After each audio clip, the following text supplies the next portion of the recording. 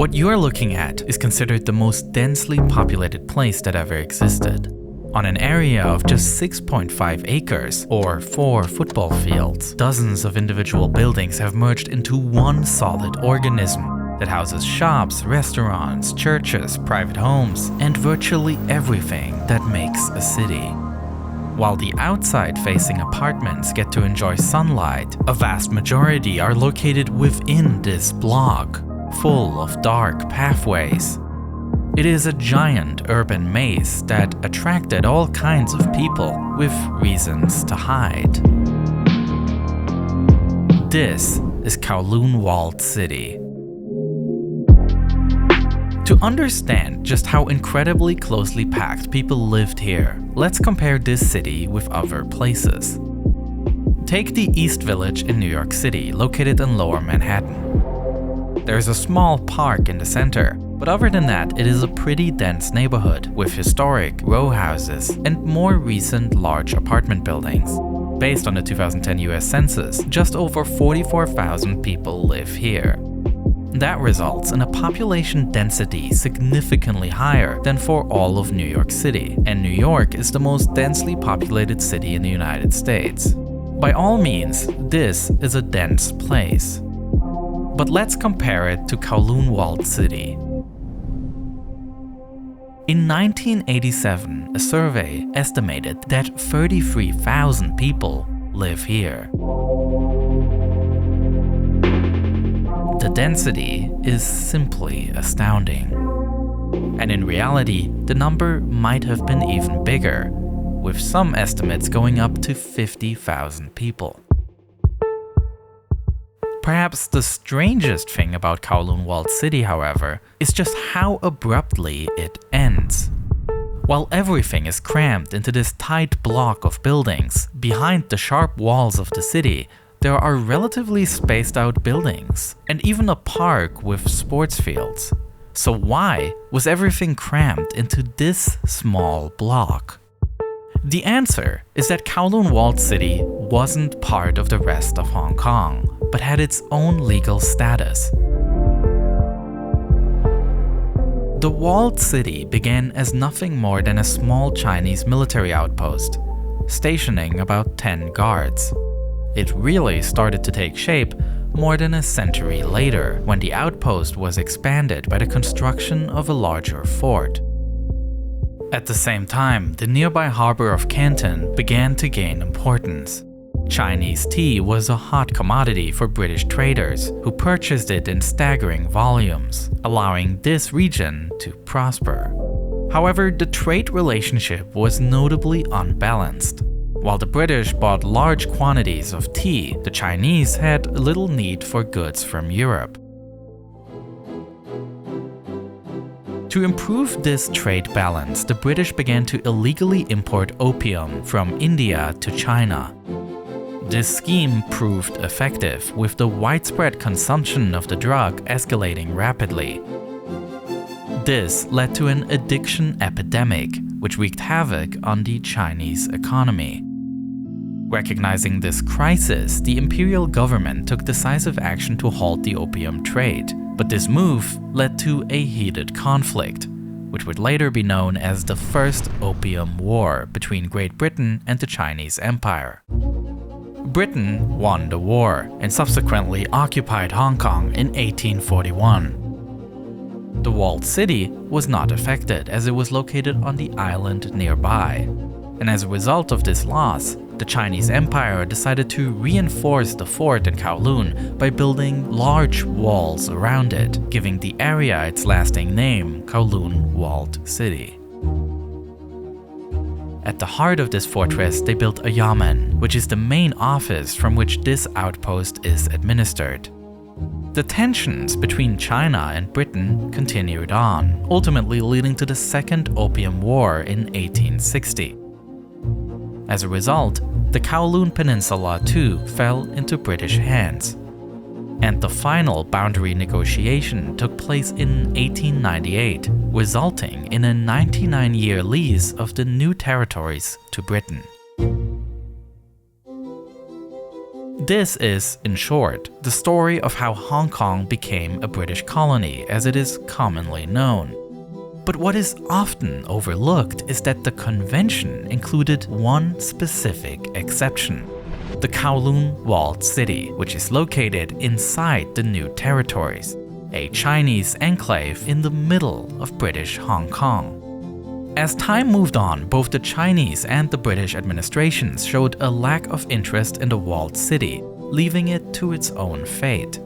The desolate barracks soon became makeshift homes for squatters seeking refuge. And recognizing the need for community structures, a Protestant church seized the opportunity to establish a senior home within the historic Yamen. But the peaceful existence of this enclave was shattered in 1937, when war erupted between Japan and China. The full-scale invasion initiated by Japan emerged as the central conflict in the Pacific throughout World War II. And by 1942, Japan had taken control of vast swaths of northern China, as well as holding various coastal exclaves, one of them being Hong Kong, which they utilized as a strategic military base. The Japanese expanded the local Kai Tak airport, and to do so they needed building materials. Therefore, they tore down the walls of Kowloon Walled City, which was located right near the airport. The end of the Second World War saw Hong Kong revert to British control. Simultaneously, the newly founded People's Republic of China in 1949 reasserted its right over the Kowloon Walled City. Practically, however, neither the Chinese nor the British took control of this area. And with a massive wave of refugees in the wake of the Chinese Civil War, the need for cheap living space in Hong Kong was immense. And so, in the decades that followed, a maze of buildings grew ever higher and denser. Single houses became multi-story buildings, became 14-story skyscrapers.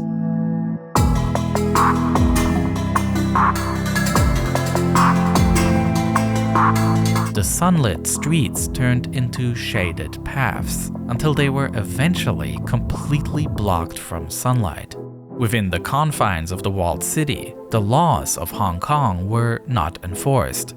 Any construction within the city proceeded without adhering to any building codes, with one singular exception.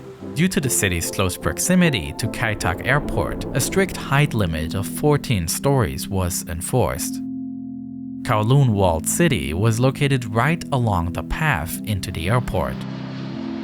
Landings at Kai Tak were one of a kind, with pilots navigating through Hong Kong's mountainous terrain, flying remarkably close to the walled city on final approach.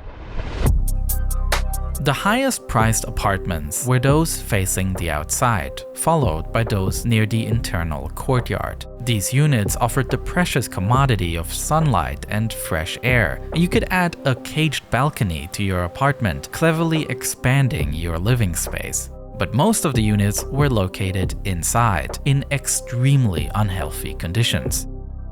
This is a plan for a typical building inside the city.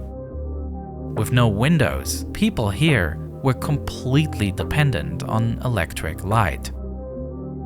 There also was no waste management in place, which led to catastrophic air quality. Frequently, rubbish was simply disposed on one of the city's rooftops, or thrown into one of the shafts between buildings. The air is said to have been constantly stuffy and polluted by the many factories that operated inside the city. As for clean water, a mere 6 official water stations served the entire city, which means residents often had to carry the water over long distances.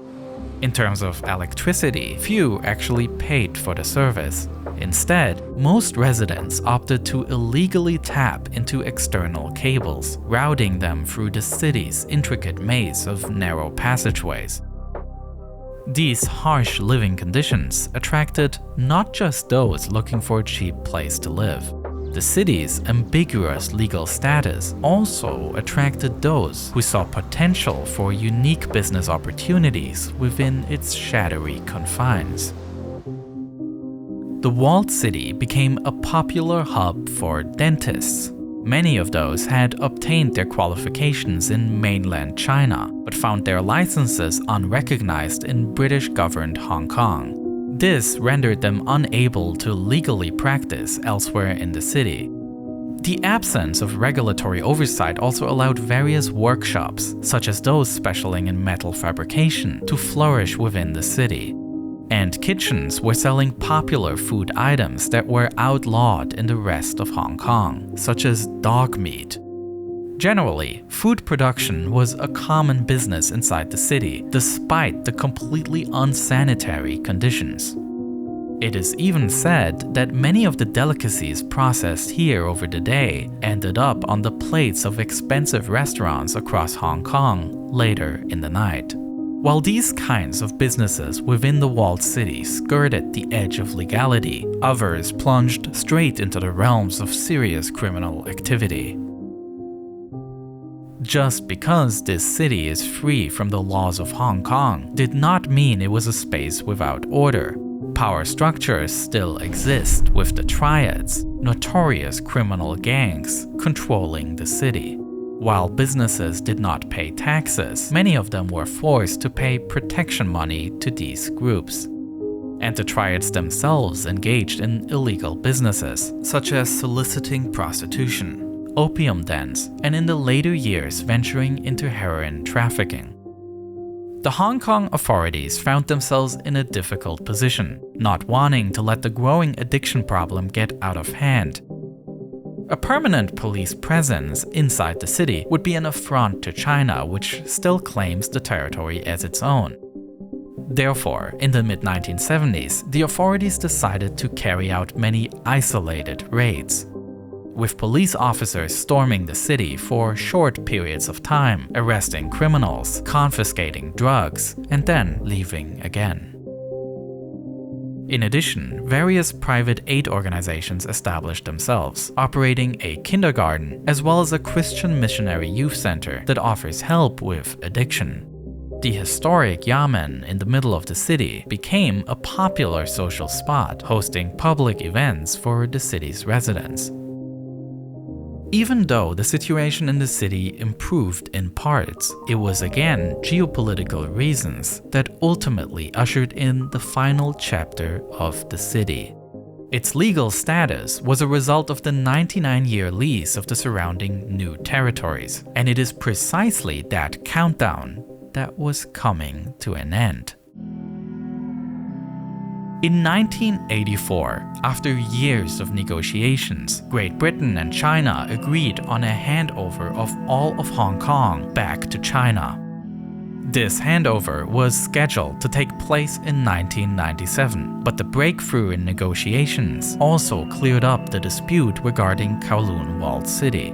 Despite massive resistance from the city's residents, the two governments jointly decided that the social situation, the risk of fire breaking out, as well as the fear of any of the buildings collapsing, would justify the complete evacuation and demolition of the city. With the start of the demolition in 1993, Kowloon Walled City came to an end. But as the city fades into memory, two diametrically opposed ideas of its existence emerge. The dystopian image of the city inspired a large number of fictional depictions in film and art, often showcasing Kowloon Walled City as a futuristic hotbed of crime and corruption. As such, the city inspired tons of dystopian fantasies. However, what gets lost here is that this city was also a vibrant, tightly knit community. As chaotic as the city may appear from the outside, there was actually a lot of order. And the notion of complete chaos is simply wrong. You could send a letter to someone living inside the city, and despite the apparent chaos, it would get delivered just fine. People came here with nothing. They then raised children, established businesses, and then had to self-organize those aspects of city life that the lack of government had left out. To many, Kowloon Walled City is a symbol of Hong Kong, showing that hardworking people were able to create community even despite harsh conditions. Today, on the side of the walled city, there is a park where remains of the historical city can be found in several places, such as the historic Yamen building still standing, as well as a small model remembering the urban monolith that once stood here. It's easy to vilify, and it's just as easy to romanticize a place like this. Ultimately, the answer might lie somewhere in the middle.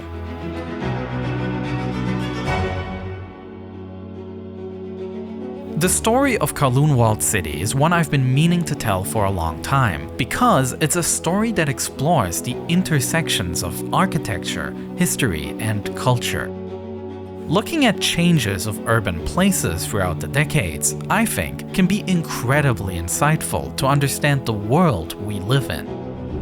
One of my favorite videos I did that explores exactly these intersections is my video about the construction of the original Twin Towers, in which I explain how these buildings completely changed how skyscrapers are built. This video is part of my ongoing video series Underexposure, which also features videos about the raid on Bin Laden's compound in 2011, as well as a video about the Tenerife disaster, which was the worst aviation accident that ever occurred. These are videos that are not made for the YouTube algorithm. Instead, this series is made for the big screen. A series where I fully, creatively tell stories just how I want to. And the reason all this is possible is because me and a bunch of creators have gotten together to build our very own streaming site, and it's called Nebula.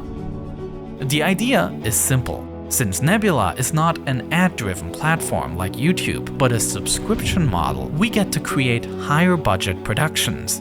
Some of my favorite shows across the board are on Nebula. They're entertaining, but since we mostly are educational creators, there's also just so much to learn at the same time. And I am immensely proud of what my original series has become. So go to nebula.tv/neo and make sure you use that link so that you get 40% off on an annual plan. All my exclusive videos are up there, so thanks for the support and thanks so much for watching this video.